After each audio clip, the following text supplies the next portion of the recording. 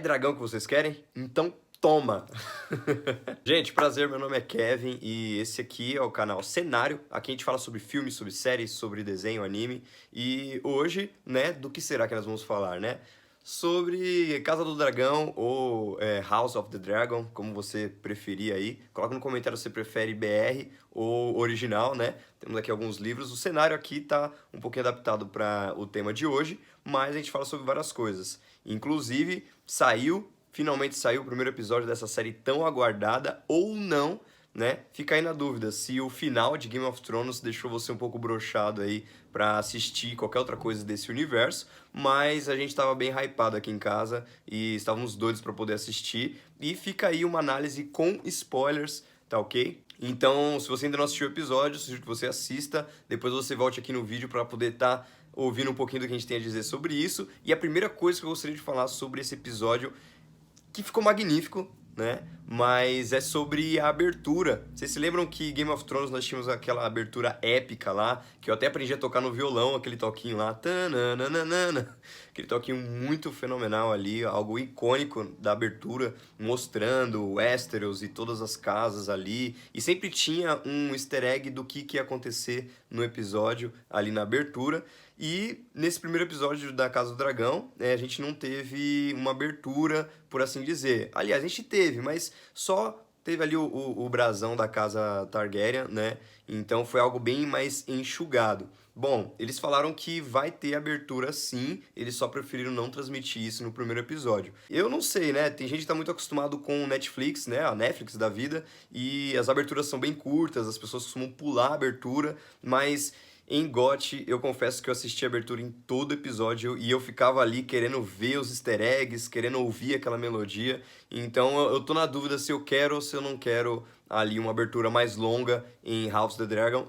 Comenta aí nos comentários se você prefere a abertura longa ou se você é daqueles que pulam a abertura. E eu achei muito interessante como que o primeiro episódio traz uma introdução a essa história, começando pelo contexto, né? Você vê que Rhaenyra é o nome da menina?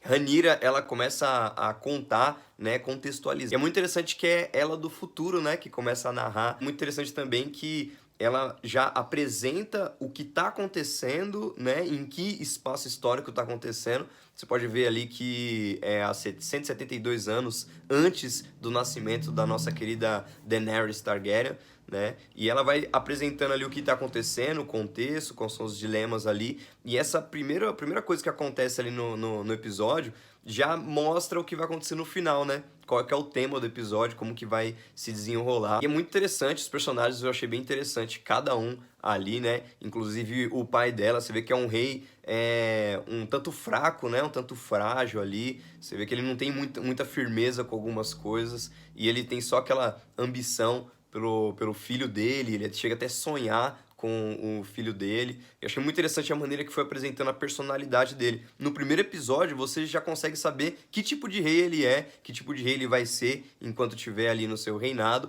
Então, todos os personagens foram bem estabelecidos ali, bem apresentados. Por exemplo, a melhor amiga dela, você já percebe logo que é uma pessoa bem próxima e tudo mais. É muito bacana como que eles trouxeram toda essa apresentação dos personagens. O príncipe Aemon, por exemplo, você já percebeu já a personalidade dele, o antagonismo dele ali, como ele é ambicioso, como ele é cruel ali, como ele é bem posicionado. Você vê no torneio, por exemplo, ele é ali bem parrudo, né? Bem lutador, bem bruto, mas ele, quando ele tá no seu momento mais íntimo ali, sozinho, ele já demonstra uma certa fragilidade e insegurança, né? É muito interessante que você perceber isso. Logo no primeiro episódio, eles arrasaram na apresentação dos personagens. E uma coisa que, falar de apresentação de personagem, gente, que dragões lindos e fenomenais. Os dois dragões que apareceram nesse primeiro episódio, chega a arrepiar a barba. De arrepiar mesmo, porque eles são lindos. A primeira cena, ela já entra voando ali. Eu achei muito interessante que eles estão diferentes dos dragões que foram apresentados em Game of Thrones, por exemplo. Dá pra perceber que cada dragão tem uma aparência diferente ali. Eu tô ansioso pra ver o restante dos dragões que já tem e se for aparecer os outros dragões também. Tô bem ansioso pra poder ver como é que eles vão ficar, porque eles têm cores diferentes, personalidades diferentes. Eles têm, né, o jeito ali diferente, e eu gostei bastante de como eles foram introduzidos ali, né, e a fala da própria Rhaenyra, quando ela tá conversando com o pai dela ali ali dentro do castelo lá, né, ela pega e fala, né, como... É muito interessante porque a gente sempre acha que eles são coadjuvantes ali da história dos Targaryens, mas na verdade eles são protagonistas, né, muito interessante a maneira que eles conversam ali, e eles demonstram isso daí. Poxa, sem os dragões, os Targaryens não são nada. Eu gostei muito das referências que eles fizeram a Game of Thrones, aos livros, né? Eu gostei demais, a história toda, porque eu gosto muito de toda a história desse universo, e foi muito bacana ver eles contando sobre a queda de Valíria, né? Eles contando ali sobre a grande conquista, né? Ali quando começou a dinastia Targaryen. Mas por falar de referência, a trilha sonora, ela ficou linda demais, gente, linda demais. Logo no começo, vocês se lembram que em Game of Thrones tinha sempre uma música que tocava quando a Daenerys aparecia, ou quando um dos dragões dela apareciam? Sempre aquela... Era a mesma música. Eles pegaram essa música e fizeram um reboot dela ali, logo quando a primeira cena que a Rhaenyra tá voando, aí fica tocando essa música, e essa música mescla com a música tema da abertura de Game of Thrones também. Então, a trilha sonora, não só nessa parte, mas em todo o decorrer do episódio, ficou muito, muito, muito gostosa de se ouvir, bem ambientalizada ali, né? Eu falo da trilha não só das músicas, mas dos sons ali, dos momentos, as cenas de batalha. Então a trilha sonora ficou muito bem feita. E além da trilha sonora, tem os cenários. Gente, eu fiquei babando com o cenário, porque além de estar tudo bem ambientalizado, você vendo as construções, ser tão bonito de ver aquele momento medieval ali, os castelos, as construções, os planos ali, eu amei ver alguns lugares ali que foram mostrados em Game of Thrones também. Por exemplo, o fosso, né, dos dragões ali, eu fiquei muito empolgado. Na hora que eu vi, eu falei, ah, o fosso! Pra quem não se lembra, o Fosso dos Dragões foi apresentado em Game of Thrones quando as rainhas querem fazer um acordo, uma trégua ali, né, Daenerys e a Cersei querem fazer uma trégua, eles se reúnem ali pra poder fazer um acordo. Aquele lugar é o Fosso dos Dragões. E também quando eles vão fazer ali, cremar a rainha e o bebê, né, que morreram, eles estão em Pedra do Dragão. E Pedra do Dragão já é lindo por si só e foi apresentado de uma maneira muito linda na outra série, mas nessa aqui eles mostraram bem aquele penhasco ali, aquele lugar onde o Jon Snow ele toca no Drogon pela primeira vez, que ele faz um cafuné dele assim no focinho dele, então é muito interessante. O Drogon até fica, dilata a pupila pro Jon Snow. Então foi muito bacana ver esses lugares, ver lá o castelo, ver o salão real ali, o trono. Gente, o Trono de Ferro tá muito lindo mesmo. E ele tem mais espadas ali, né? E é muito interessante, porque quando eu lia, eu já li alguns trechos ali do pessoal falando. Algumas pessoas falando, tipo o Tyrion falando que um dos reis tirou as espadas porque ele vivia se cortando. E quando eu vi ele se cortando, uma que ele já ficou todo perebado já nas costas. E aí tem uma cena que ele tá ali discutindo com o irmão dele e ele se corta assim. Então foi muito bacana essa referência. Então tá recheado de referências e ele não depende das referências. Foi uma série que o primeiro episódio ele já se explica sozinho, ele mostra para que veio, então eu acredito que ele funciona tanto para quem conhece esse universo das Crônicas de Gelo e Fogo, quanto para quem não conhece também. Uma outra coisa muito interessante também é que, em referência à outra série, eles mantiveram aquele clima de violência e sexo explícito, né, as cenas picantes ali. Então eu achei muito interessante também a forma que eles mantiveram, mas eu não achei ele igual. Porque pode ser meio cedo pra falar, né? Só no primeiro episódio, mas eu tive a impressão, você comenta aí se você concorda, que nas primeiras temporadas de Game of Thrones eles apelavam muito nas cenas de sexo, nas cenas de nudez ali, e eles não apelavam tanto nas cenas de violência. Já em House of the Dragon, eles fizeram o contrário. Eu achei as cenas violentas, de violência, mais apelativas, né? Não que é ruim, mas eu achei elas mais explícitas ali, bem mais apeladas do que as cenas peladas, né?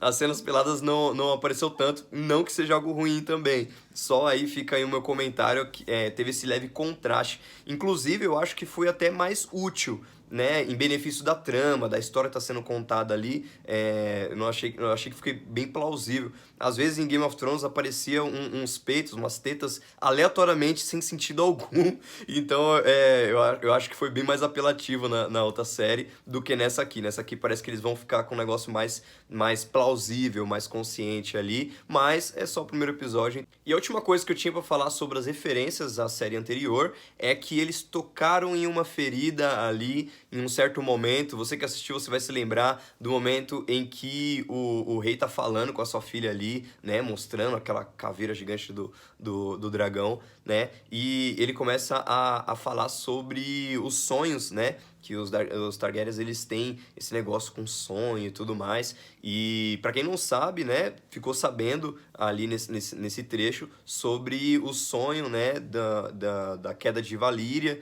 e tudo mais, a perdição de Valíria ali, né? E aí eles falam que o conquistador, né, o Targaryen que conquistou lá o Westeros e tudo mais, ele teve um sonho de que viria uma destruição no mundo todo através do gelo ali, viria um inverno e tudo mais. E eu acho que eles tocaram numa ferida aí, porque essa promessa, ela foi feita no primeiro episódio de Game of Thrones e foi uma promessa que infelizmente não aconteceu. E eles falharam, inclusive, eu acho que... Acho não.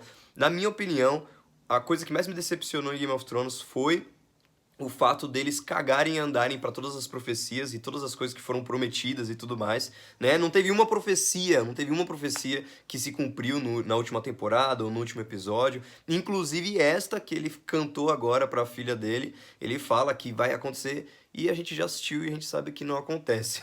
A Longa Noite dura um episódio, dura uma noite só, né? Não traz problema nenhum, não traz dificuldade nenhuma pra série. Então a gente vê que teve momentos ali da série que eles encontraram mais dificuldade com os vagantes brancos e com zumbis e tudo mais do que na grande prometida Longa Noite, né? Então eu acho que eles tocaram uma ferida ali. Não sei se pra você também ficou chateado com isso ou se foi outra coisa que te chateou no último episódio, na última temporada, mas em mim eles tocaram numa ferida ali que eu fiquei um pouco aquele sabor agridoce no momento que ele falou. Não fiquei tão hypado como eu acho que eles gostariam que nós ficássemos ao ver essa cena.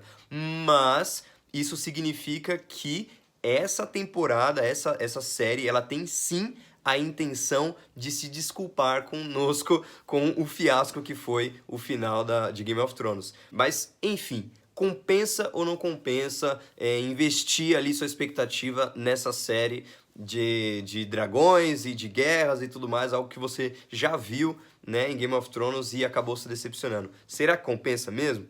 Bom, como eu disse, eles estão tentando se redimir. Então, eu vejo todas as coisas que eles construíram, todas as ferramentas que eles têm. Que ferramentas são essas? Gente, esses livros têm infinitas histórias e todas as histórias são boas para se adaptar, né, em um longa, em uma série, no que for, eles podem fazer, tem material bom para poder fazer.